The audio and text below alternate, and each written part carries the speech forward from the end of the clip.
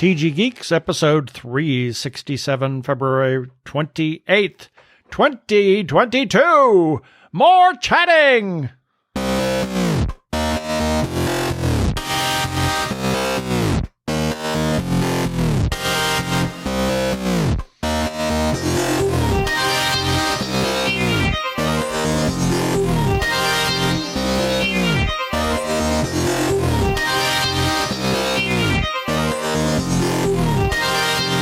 Hello and welcome to another webcast from tggeeks.com, where Ben and Keith, the two gay geeks, talk about all aspects of Geek-dom and Nerd-ery, sci-fi, comics, film, horror genre, you name it. We talk about it. I'm Keith Lane, and we're coming to you from TG Squared Studios in hot and cold and mother of crap, what does it want to be, Phoenix, Arizona. And I've been stricken deaf. No, I'm Ben More Ragginson. chatting! Yes, that is why. And I'm Ben Ragginson, also coming to you from I don't know where I'm currently at, because the weather is completely bizarre here in Phoenix, Arizona. It's like 36, and then all of a sudden it's 78, and then, oh my gosh. Anyway. I think it's normal for this time of year. Is it? I think so. Okay. Did we want to? Okay, let's get on with it. Prepare for hyperdrive. Meanwhile, in the Hall of Episodes, the two gay geeks are discussing this. Well, in this episode, we have several things that we want to talk about. A couple of items, new series that have started and only actually dropped one episode. And we're spoiler-free as much as we can be.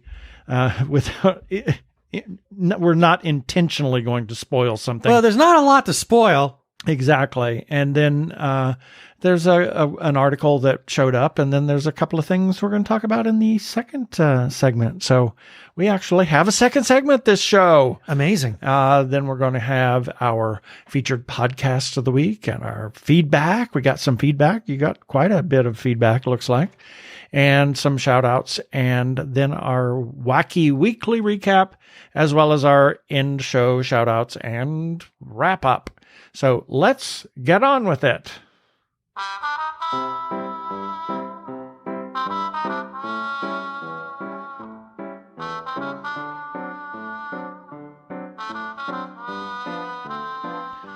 That wears me out.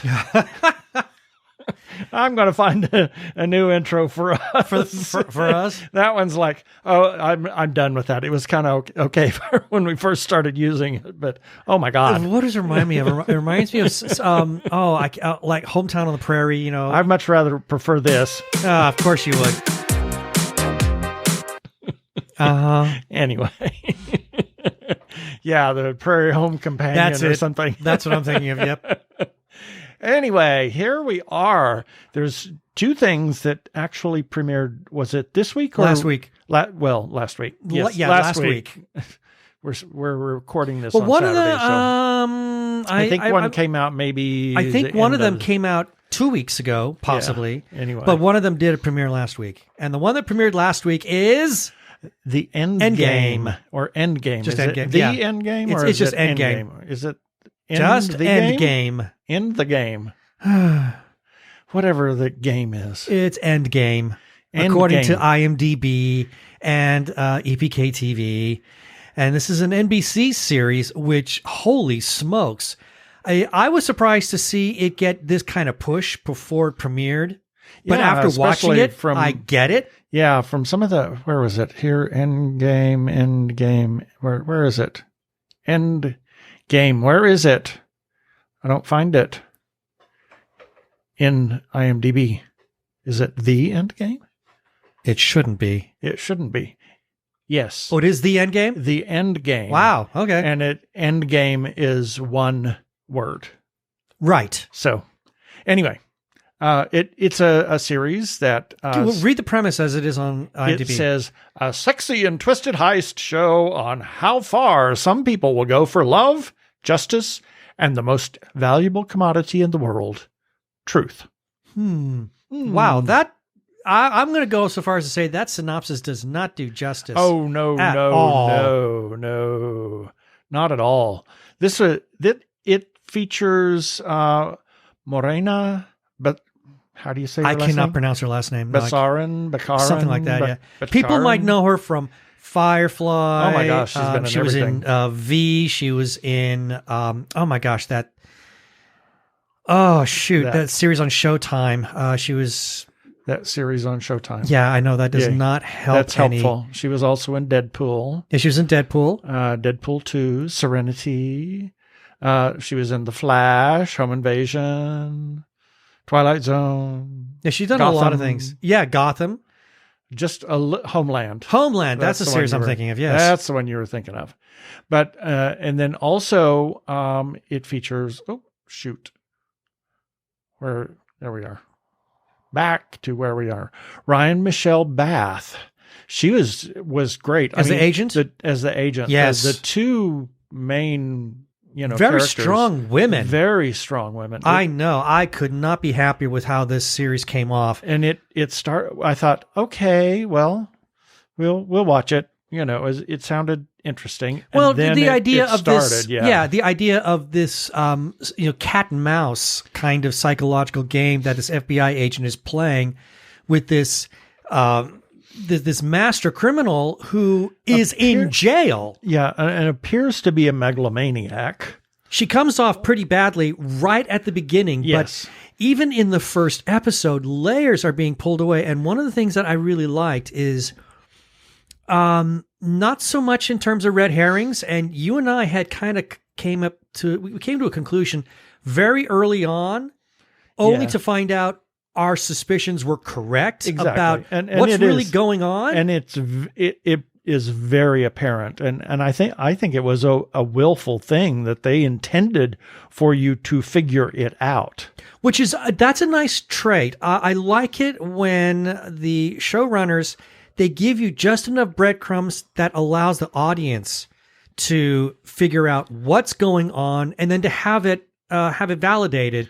That's a great way of having your viewers come back because you become emotionally and intellectually invested in what you're seeing there. Well, of course, they're going to turn it on its head that's... Well, they did. They did do a couple of things that kind of gave it a turn. They did give us some left turns. They would give some scenes, tell a little bit of backstory, have the audience come to believe, oh, this is what's going on, and then introduce just one tiny new fact, and then realize, oh, that's not what's going on. But at no time was it ever a red herring either. Right. There's just a little bit of misdirection. So, they're playing kind of like the magician's trick here. To kind of fool you as to what's going on. Yeah, it only appears to be 6 episodes. So at least that's what IMDb shows. Well, so it's possible. Who knows? I mean, that's all they're listing. This is coming in, right. Well, this is coming in at the end of what is normally, for a regular television series, the mid-season break. Right. So it's possible this is what I think for any other show is what they call the back end. Yeah, and this was NBC series. Yeah, this is an NBC series. Something must have been canceled on the front end to allow for this on the back there end. are a lot of shows that do get some kind of a pickup. Yeah. Or they get a green light as during the mid-season break. Clearly, this is one of them. Who knows why? Maybe maybe it was a COVID situation that kind of halted production a little bit. That's possible. Yeah. But in any case, I'm glad it's here because when it was over, you and I were both like, we need to see more. We are in now. Exactly. I am invested in it. I'm definitely invested in the show, and I cannot wait to see where this is going to go. I highly recommend it. It's NBC Monday nights. And if you've got the Peacock streaming service, watch it on Tuesdays, and that way you can see it without commercials. Without commercials, yeah. Which is what we do. And it's great. I enjoy it. And I love the chemistry between our two female leads. Yeah. It's delicious. It really is. I mean, they've had a run in, so yeah. It just kind of is an interesting thing. And then they both know each other so well. Yes, exactly. So to see this psychological game of cat and mouse being played is so much fun. I'm definitely in. Yep. Then the next one, oh my. Oh, I don't know. I don't know what we just watched. I know. This is one of the most weird. It's intriguing, too. It is very intriguing. I have to watch another one just because. Yes. It's called Severance. This is on Apple TV. And it's an Apple TV Plus original. And we saw Christopher Walken, you know, in the first episode. But what is this? What is it? Okay, so this is a series that is produced by Ben Stiller's production company. Ben Stiller, the wacky guy who, gave you all these crazy comedies, in the late 90s and I guess early 2000s, like Night at the Museum and things like that. He's had this production company, and I heard he was interviewed on Howard Stern, and I heard him say that this script from the man who developed it, it just, I guess they were soliciting for scripts to see that any new projects they wanted to take on. And this guy, I don't know what his name is. It might be up there on IMDb. I can't be sure. Let's see. Look towards the top. Dan Erickson. Yeah, Dan Erickson. Ben Stiller took one look at the script and thought, there's something here to this. So they brought Dan Erickson in and they started developing it.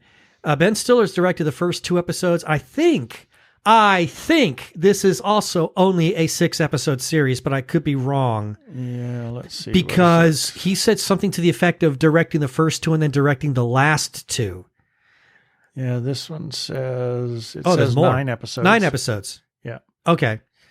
So, and apparently it's already been picked up for a second season. Because yes. It lists. Yes, it has. As a season 1 and a season 2.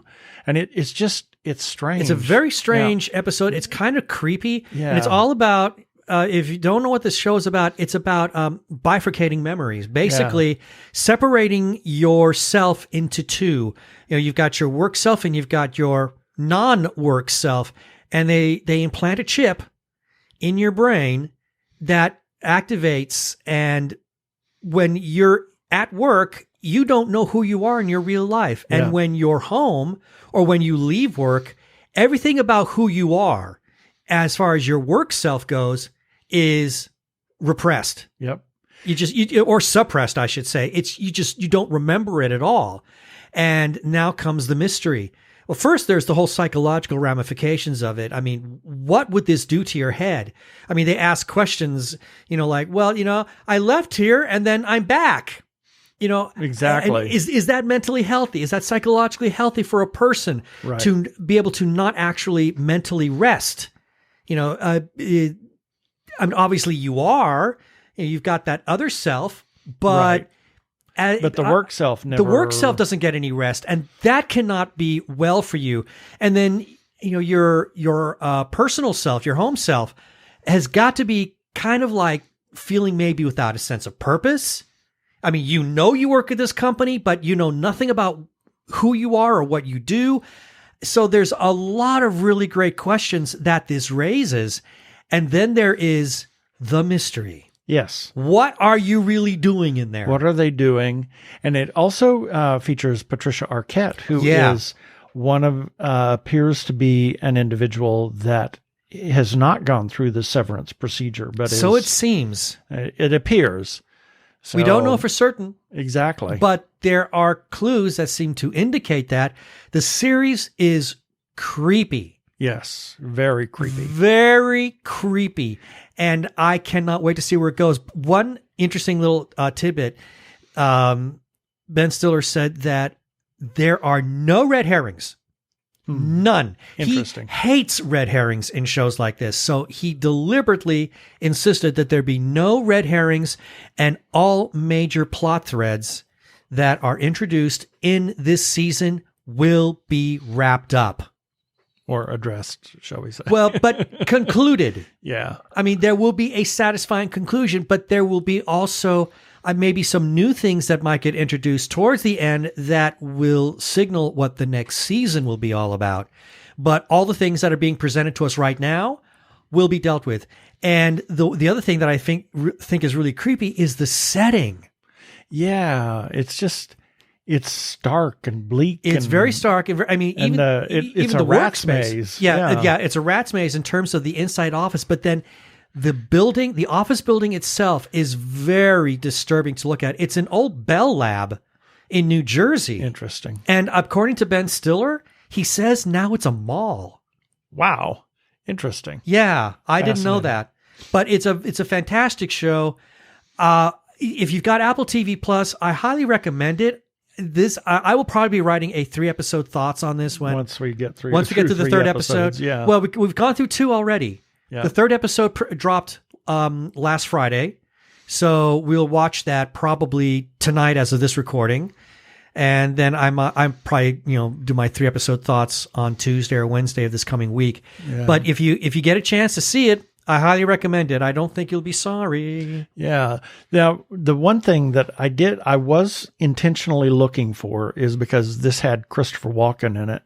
And one of the trivia things on Christopher Walken is he said that because he's a dancer, he always tries to incorporate some tiny dance move in his acting. And I thought I saw something. Well, we only see him really briefly. Maybe for 30 seconds. So it may not have happened yet. Yeah. He may be saving that for another moment. Yeah. Later on. But that's one of the... Okay, I'll be keeping my eyes open. I was specifically looking for that. I will be keeping my eyes open for that one. That sounds very intriguing. Yeah. So next. Oh my gosh. Okay. The Academy Awards has really thrown a monkey wrench into their proceedings.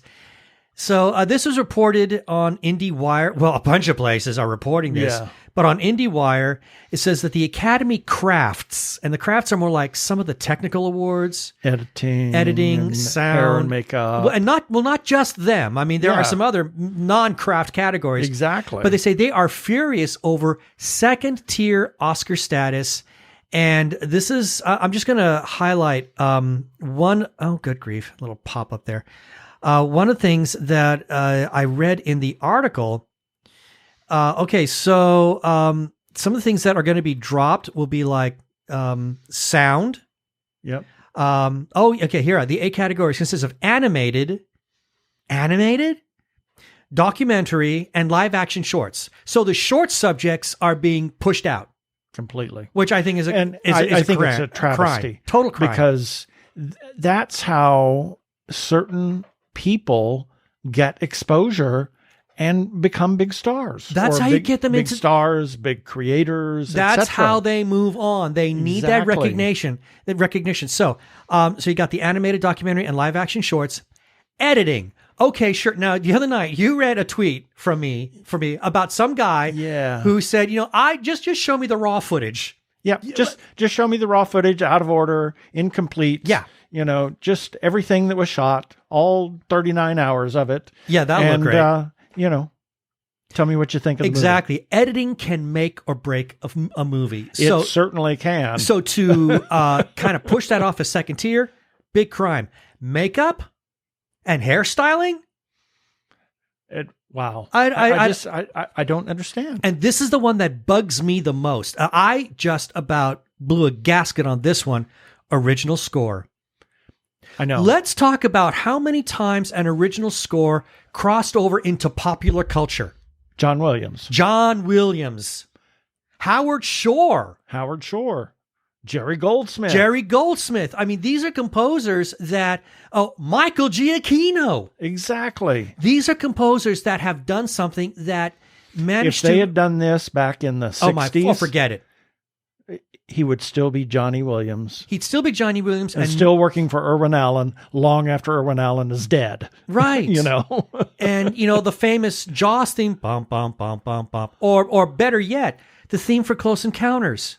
Yeah. That would not have crossed over the way that it did. Or the theme for Star Trek. Or Next Generation. Star Trek Next Generation, which was derived out of Star Trek motion picture. Or, my God, Star Wars, Superman the movie. I mean, these amazing scores that John Williams wrote. I mean, the guy's got, a room full of Academy Awards for what he's done. And that kind of separate house. He's got a separate house. Oh, here's another one. Chariots of Fire. Yep. Nobody knew. I mean, that was a little tiny. That was the movie that. Who knew? Well, yeah, it was the little movie that could. Exactly. And when it won the Academy Award, Vangelis became a household name. Yeah. Because the movie itself, I mean, it's a very, very good movie. But as far as soundtracks go, nobody knew about it. It wasn't drawing in major box office numbers. Nope. But when they heard that soundtrack and when they saw it get the award, it transformed Vangelis's life. He got the Academy Award for Best Original Score. So I think this is a huge crime for the Oscars to actually do this. Yeah. I do understand their need or their desire to shorten the ceremony, but there's other ways that, and we talked about that, and I'm not going to rehash that. You know, there's 1,000,001 ways that they could do that. And well, it's interesting you should say that, because this story just broke on the Hollywood Reporter today as of this recording. And so the Hollywood Reporter has learned that apparently there was a Zoom meeting for the Academy on Friday. So they learned that in Friday's Zoom meeting, the Academy, which was represented in the meeting by CEO Don Hudson, President David Rubin, and VP and Awards Chair Jennifer Todd, they told participants that it plans to have everyone seated in the Dolby Theater by 4 p.m. on the day of the Oscars for this presentation in advance of the 5 p.m. showtime. Get this, with the pre-recorded red carpet available for broadcast during that show. The Academy intends to reveal winners to the public via social media during this time. What? Yeah. Oh my! This is almost as bad as last year. It almost is. Oh my God! Almost as bad as the last Academy Awards. This is becoming a joke. I mean, we thought, okay, it's great. You know, you're getting everybody back in the Dolby Theater. We're going to kind of get a return. What have they done to the gay Super Bowl? I know, Dave. I know. I feel absolutely horrified by this. And and anybody who's part of the Academy, who has gone along with this, and if you're part of our community, you need to turn in your cards now. I'm really bothered by all of this. This is crazy. And this is in response to the blowback from everybody complaining about what the Academy plans to do. So yeah, I mean, I was all excited about the Academy Awards coming up at the end of next month. Now I'm not so sure. I may want to just not watch it again, not even watch the red carpet. I mean, the whole wonder and majesty and the gloriousness of the Hollywood industry has just been dissected and it's thrown to the wind. So yeah, I'm not pleased. Well, we'll see what happens. Stay tuned here. We'll keep you updated. Hi, this is Tim Calloway, and I am a voice actor. And when I am looking for a podcast and listening on the interwebs, I listen to the Two Gay Geeks. Mwah! I forgot we even had that. Yeah. And Tim is also the one that did the Meanwhile in the Hall of Episodes. Yes. Yeah, that's Tim. That was Tim. Old friend of mine from junior high. And here's a fluke selected birthdays. And what language is this? It's Kling. Okay. Few selected birthdays for February 28th through March 6th, 2022. February 28th, Linus Pauling, biochemist and peace activist. I hate autocorrect. When I saw Linus Pauling, I mean, I didn't know who he was. I just saw the name Linus. I'm thinking, a lizard on the bridge of Discovery. No, Linus Pauling. I typed won a Nobel Peace Prize or won a Nobel Prize, and it turned it into Rebel Prize. Well, maybe it was. Well, hey, we're going up against the Galactic Empire. There we go. Rebel scum. Won a Nobel Prize in chemistry and a Nobel Peace Prize. He was the founder of the field of quantum chemistry and molecular biology. Louis-Joseph de Montcalm, French soldier who commanded the North American forces of the French and Indian War. I'm not sure but I think that's probably why the Lady Montcalm was left at the Priory by herself in the Doctor Who episode Stones of Blood. But maybe. You never know. It's just... Maybe. It's a good time period, mid-1700s, so I think it fits in that with Madame Trefusis. Sure. Yeah. Anyway. That's your story and you're sticking with it. Yeah, exactly. On the 29th, actually, is Dinah Shore, actress and singer, first female to have a primetime TV variety show of her own. I loved the Dinah Shore show. The Dinah Shore Chevy Show. I watched it all the time. I loved it. I thought it was great. It lived in Rancho Mirage near Palm Springs. Dinah Shore Drive is named after her. Imagine that. Or she was named after the Dinah Shore Drive. I don't know. One or the other. Her parents saw that and thought, there's a name for our girl. There we go. And that's actually, the Costco is right on Dinah Shore Drive where we gas up when we go Whenever we're going to Southern California. Yep.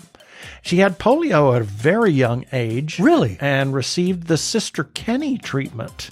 That treatment is referred to by Henry Winkler in American Christmas Carol. That's right, it is. Yes. She was a bush nurse, a nun who was a bush nurse in Australia and developed a treatment for polio. Well, it must have worked because Dinah Shore, before she went into being a talk show hostess, famous she athletic was not just golfer that, not just that, but she also did musicals. Yep.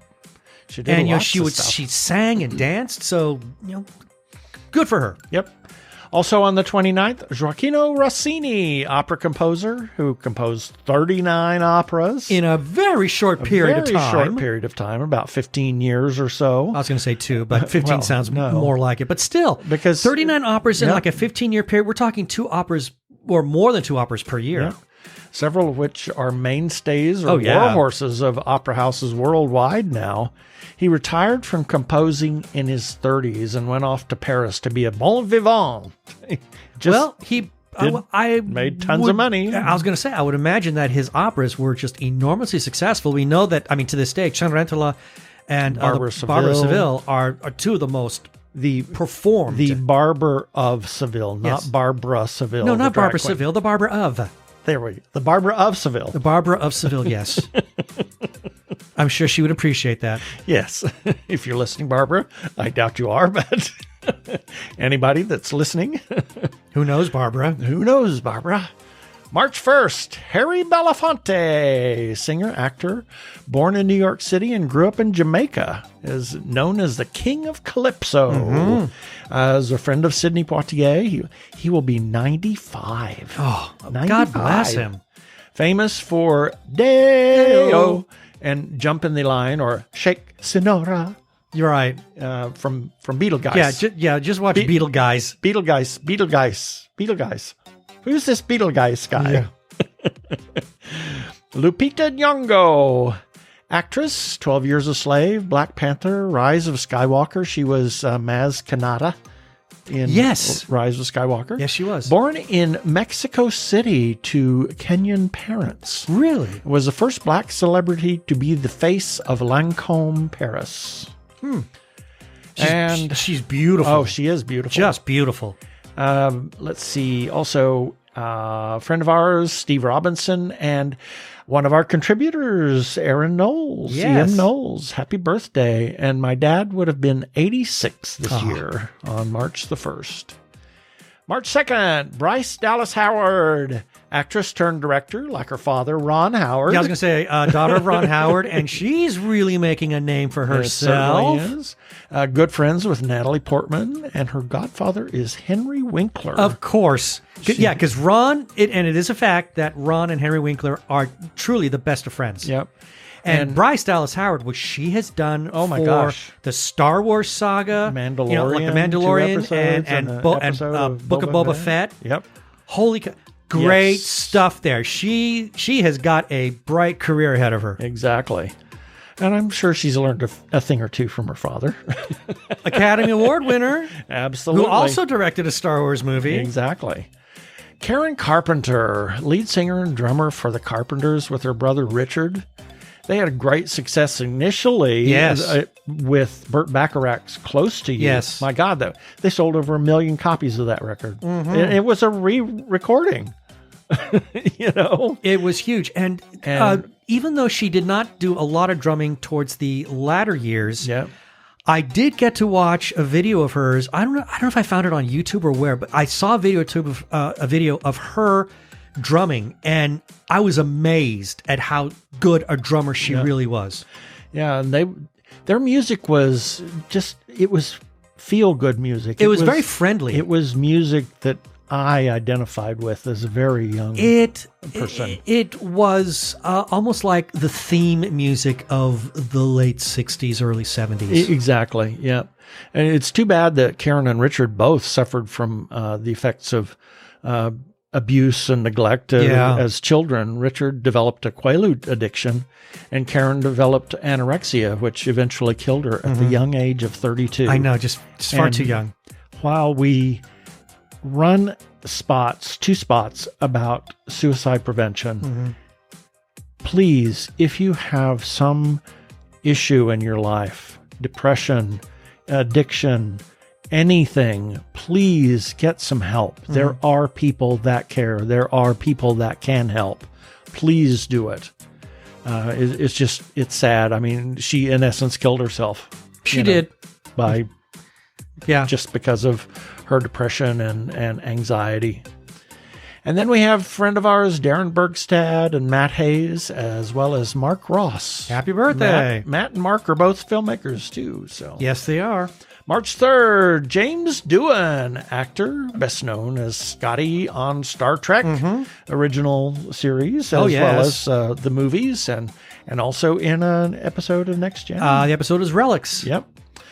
Did many voiceover parts on original series, including Sargon, the blinking orb from the episode Return to Tomorrow. Yes, and he did also a lot of supplemental voices in the animated series. 53 characters across 22 episodes. He did.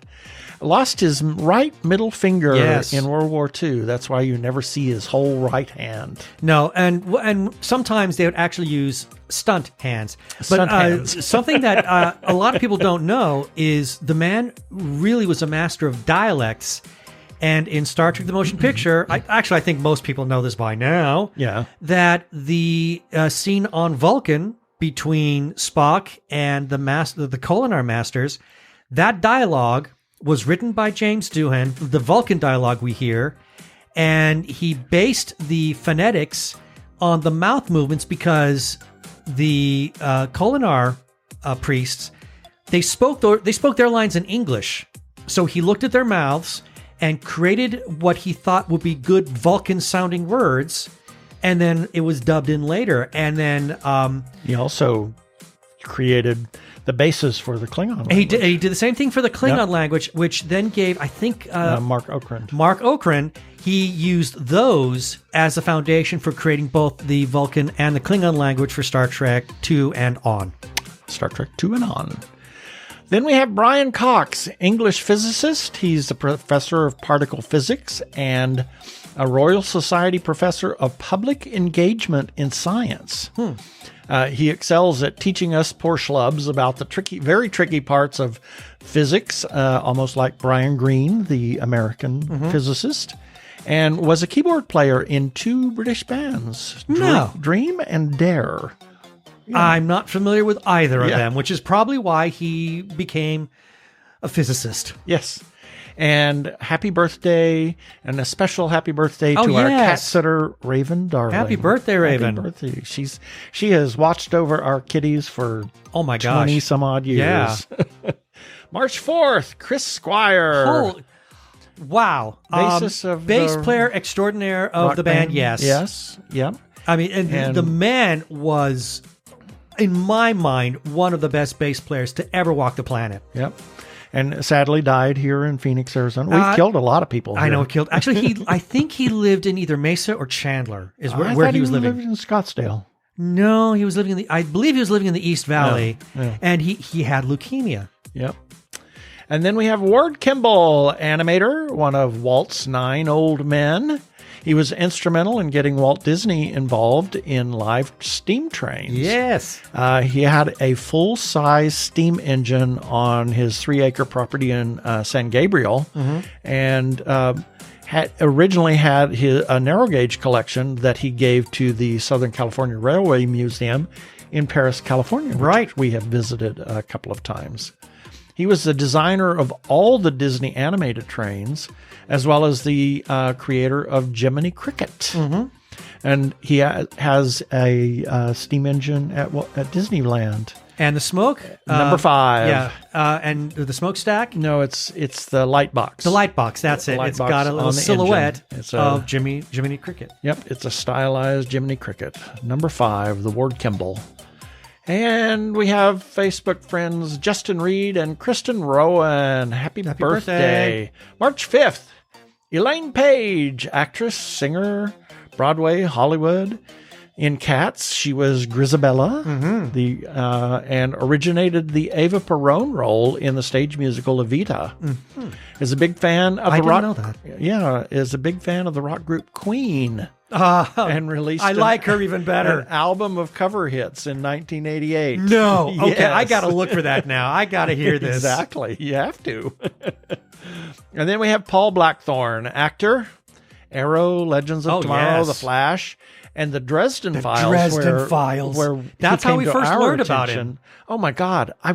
It's so sad that they dropped that series. I know. It was such a wonderful series. It was a great show. And it. it was really building to something great. Yep. And I maintain that we were about to learn something about Dresden, that he was probably a heck of a lot more powerful than we were led to believe. Exactly.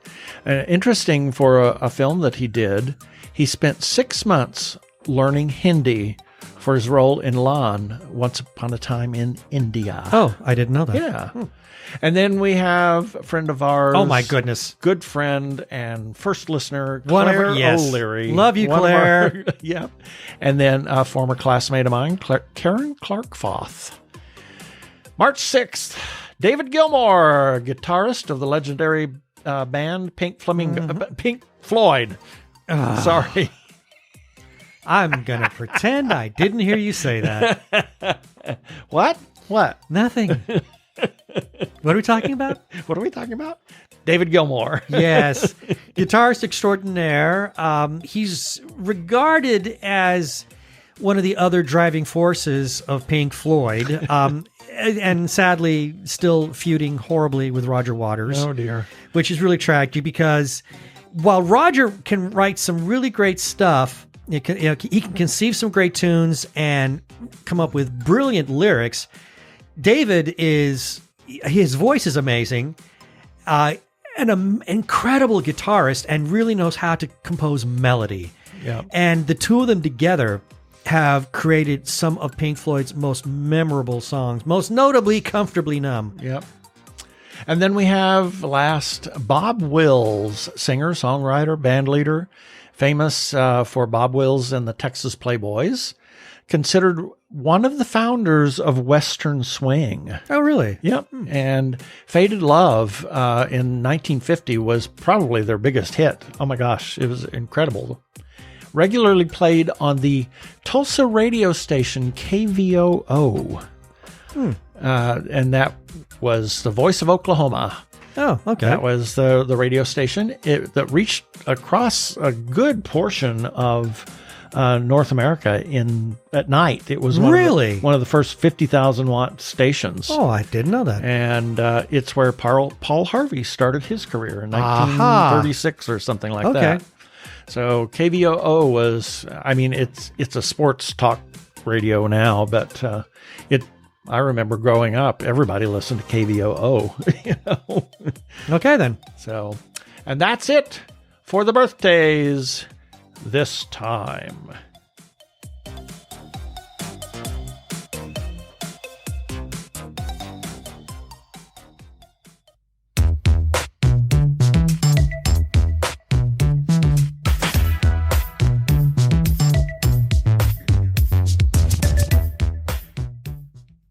Technorama, the podcast for geeks, because geeks are better than cool. You don't hear someone say, "Get away from me, you cool person." Who's gonna have their 65-inch home theater system installed by the Cool Squad? Not me, that's for sure. How much cool cred do you have? Not enough to care about. Think you'll find any canned unicorn meat at thinkcool.com? It's just a part domain name. They don't even have roadkill in a paper cup. That's why you need to start listening to Technorama, because that's what geeks do. Go to chuckchat.com and listen to Technorama before you turn cool.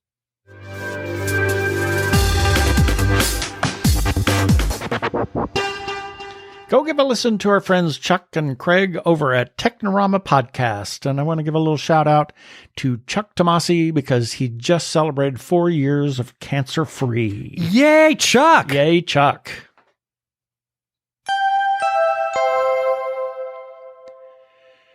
We want to give a shout out to the Joshua Tree Feeding Program, a 501c3 nonprofit food pantry for the HIV and AIDS community in Maricopa and Pinal counties. Joshua Tree offers a place where clients can select from a wide assortment of nutritional foods to take home, and they set it up just like a store so that they can pick and choose what they want, and they are empowered to take only what they want, and no food is wasted. They are an all-volunteer organization, but they could certainly use your help because they still have some overhead that they have to take care of.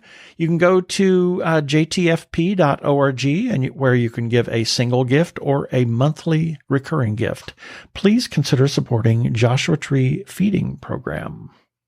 I'm Daniel Radcliffe, and I believe that reaching out for help is the bravest thing a person can do. If you are struggling and need support, call the Trevor Lifeline at 1-866-488-7386.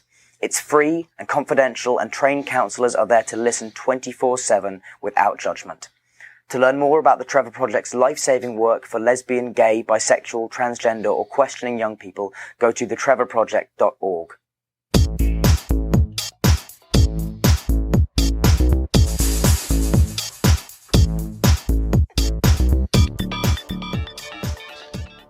And it's time for our... I just want to say sorry about anybody that if I messed with their OCD, I've got a couple of things how to order there. Oh, whatever. Anyway, it's time for our feedback. These are comments that we received in response to articles and episodes that we ran on our website at tggeeks.com. And the links for each of these articles that created this feedback will be in the show notes for this episode article for episode number 367 that you can find at tggeeks.com, starting with, regarding the mice are coming. This was a lovely little piece. Oh my God. It's so hilarious. You have to look it up. It is really you have to read funny it because it is so true. I was going to say, yeah, it's funny because it's true. And anyway, we got a comment from the author, Jeannie Koch, and she says, thank you. And she gives 3 hearts afterwards. Moving on, regarding crossover to the Twilight Zone and more at frightrags.com. We got a comment from Fright Rags Inc. On our Instagram, and they said, thank you so much, with a couple of smiley faces. And then we end with a number of comments regarding the Hourglass Throne. Actually, no, I take that back. We still have some other topics. Regarding the Hourglass Throne by Katie Edwards cover reveal. Got a comment from TTS Hype Machine, that is the Tarot Sequence Hype Machine, on Instagram saying, thanks for sharing, Two Gay Geeks. Got a comment regarding Nerdy Chupacabras number 85. The comment is from Tommy Cannon's wife, Michelle Cannon, where she says, I relate. To know what she's talking about, take a look at the link for Nerdy Chupacabras number 85. Then, regarding TG Geeks episode number 362. 362. This is where we... Was that throwaway episode? Oh, there was nothing throwaway about this one. No. Where we interviewed, we had both Katie Edwards and audiobook narrator Josh Hurley on at the same time. Holy cow, that's still one of my favorite episodes we've done. Got a comment from Sarah Megabow on Twitter. She says, not to be missed episode of the Two Gay Geeks podcast in which Keith Lane and Ben Raggington interview Katie Edwards, the brilliant author, and Josh Hurley, the brilliant audiobook narrator, about the Tarot Sequence books and the upcoming The Hourglass Throne. Yay. And then we got one final comment from Alex Codwell on Twitter saying, am I the only person who had to take a break from the Two Gay Geeks podcast because I'm listening to Josh Hurley, but hearing Rune St. John, it's disorienting. It's like one of those comics where the author draws themselves having a conversation with their character. It's so meta. And then y'all are talking about Mormon missions in small town America. I'm sorry, I need another cup of coffee for this. And that is our feedback. As we always say to our guests, if we go off on a tangent, that is absolutely fine. Well, it provides some incredible fodder for discussion. I wrote back to him and I said, well, at least it was organic. Exactly. If you would like to leave a comment on anything that we publish, whether it is on one of our episodes or one of our articles, you can do that.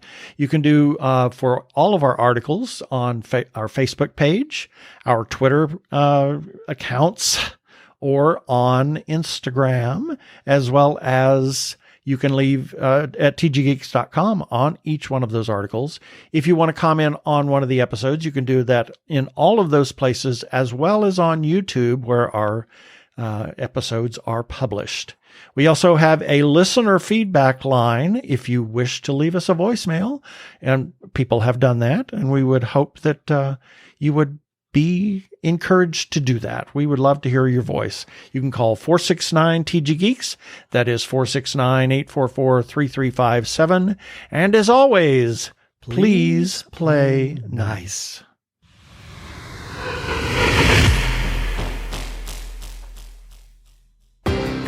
For more than 2 decades, Judy and Dennis Shepard have honored their son Matt by working to erase hate around the world. The Matthew Shepard Foundation honors his legacy by inspiring the good work of activists, teachers, artists, and legislators, and everyday LGBTQ+ folks and their allies.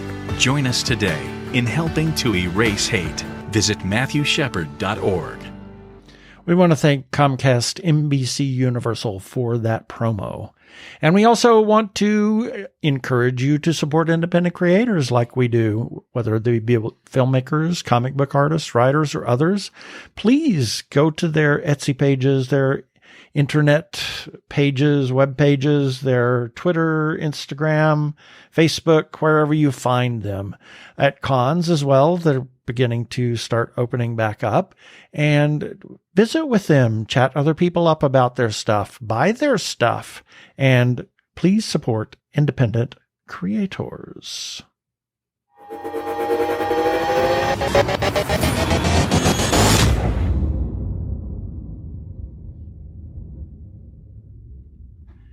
If you are trans or are questioning your gender identity, and if you are in crisis or are feeling isolated and need someone to talk to, or you know of someone in a similar situation, there is a special hotline just for you.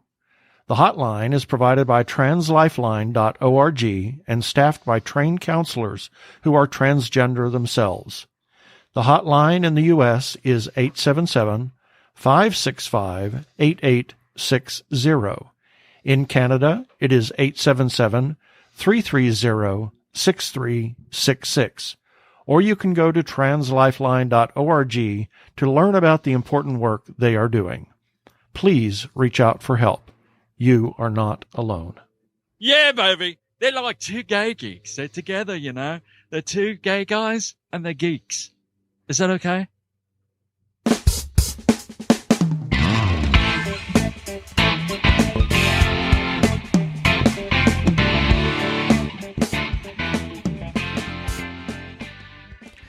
Time for our second segment.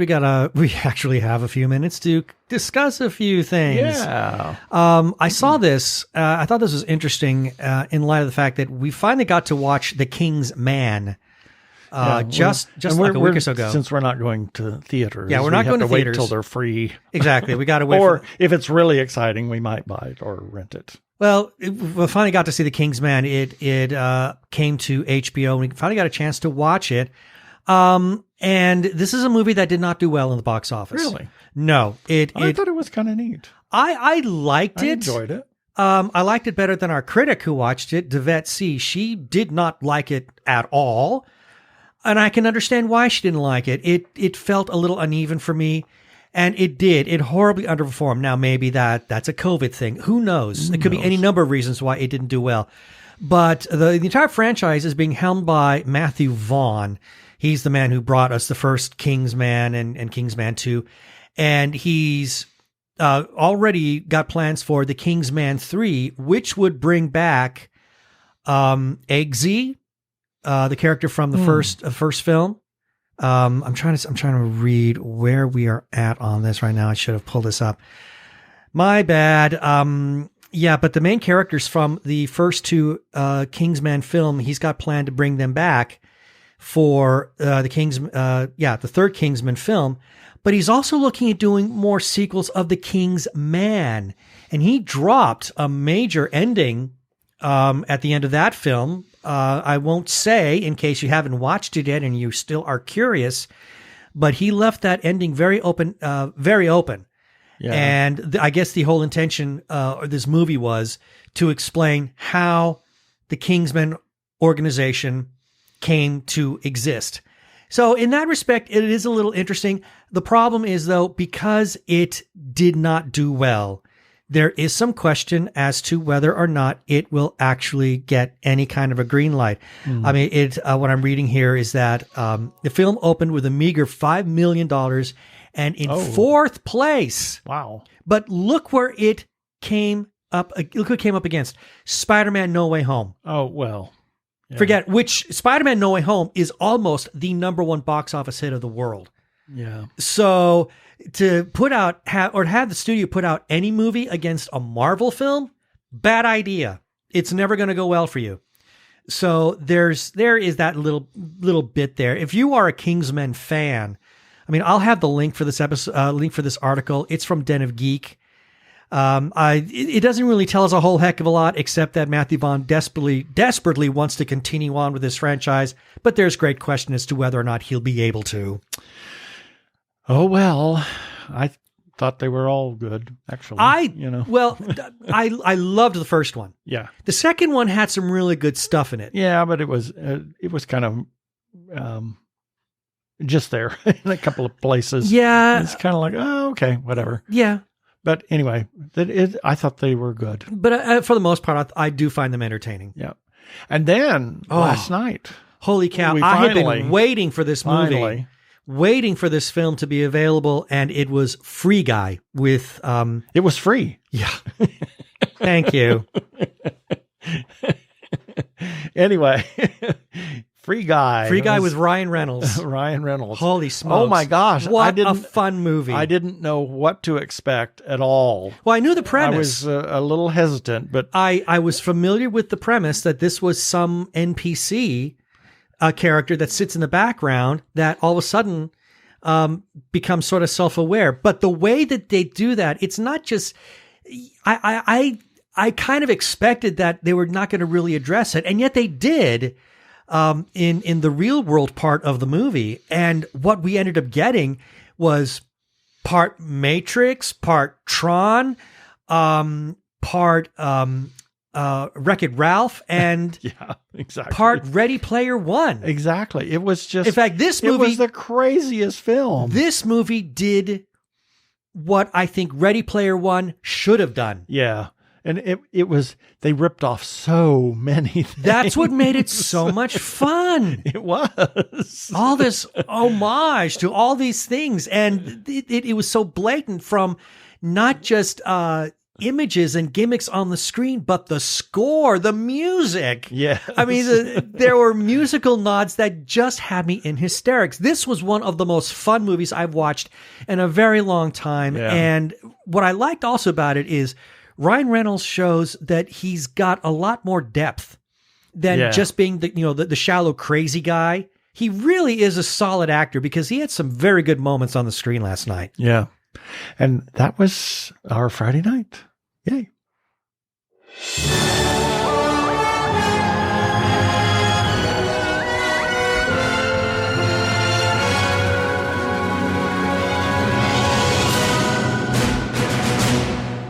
And it's time for our weekly review. Oh, are we going to do the promo or not? Okay. So sorry, folks. This is time for our weekly review. These are articles that we ran on our website at tggeeks.com, and the links for each of these will be in the show notes for this article of TG Geeks episode number 367 that you can find on our website at tggeeks.com and all over social media. Starting with Sunday, February 20th, Nerdy Chupacabras number 87. On Monday the 21st, TG Geeks episode number 366. On Tuesday the 22nd, LGBTQ plus neo-noir comedy Relationship Killers premieres at the Chinese Theater February 26th. On Wednesday the 23rd, Disney Plus original shorts Ice Age Scrat Tales to debut on April 13th. That's going to be fun. That could be fun. Because for me personally, the stuff with Scrat has always been the best part of Ice Age. Yeah. On Thursday the 24th, this April, Being Bad, that's the title, never looked so good. The Bad Guys in theaters April 22nd. This is an animated film. On Friday the 25th, Hamish Downey's 5 More Questions with Christopher McCombs. And on Saturday the 26th, Freddy's Nightmares streams exclusively on Screambox. I didn't realize that's a new horror streaming service. I didn't even know was available. I'm gonna have to look for that one. This is, they said that it's the first time it's been seen. They've never released it on DVD or Blu-ray, so it's quite a coup for them to get it since it originally ran. I'm surprised Shudder didn't get it. Yep.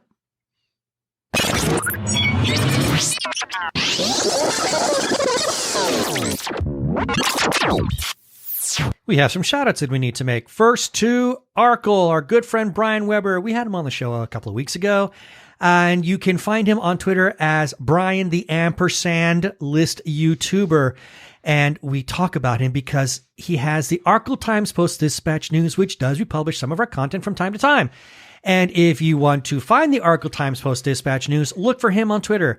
And you do that by searching for Geek of All Trades. That's all one word, at Geek of All Trades, but geek itself is spelled capital G, the number 3, K of all trades.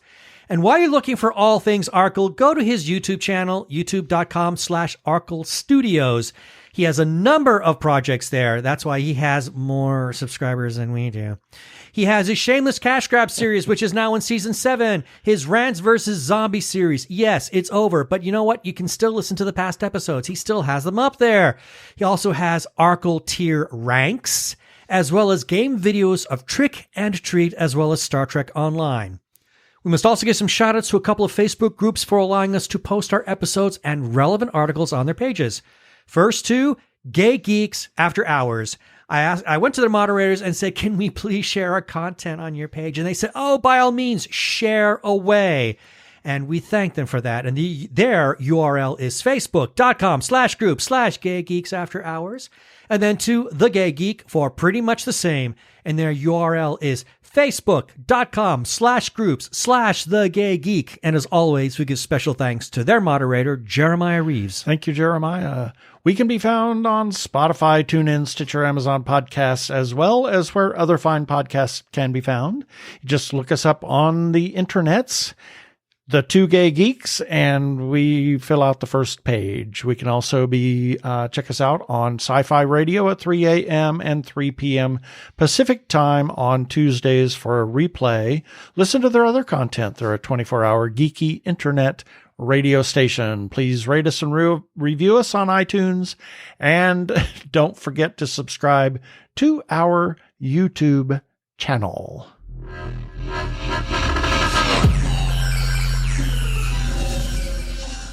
And that should do it for this episode of TG Geeks Webcast. Be sure to check out the article for this webcast episode. We'll have several links on the page. And remember, you can comment on our Facebook page or our website, tggeeks.com. Or you can leave us a voicemail at 469-TG-GEEKS. That is 469-844-3357 from TG Squared Studios. I'm Keith Lane. Thanks for listening. Please be kind to yourself and those around you. Stay safe, wear a mask, get vaccinated. Peace. Cheers, baby.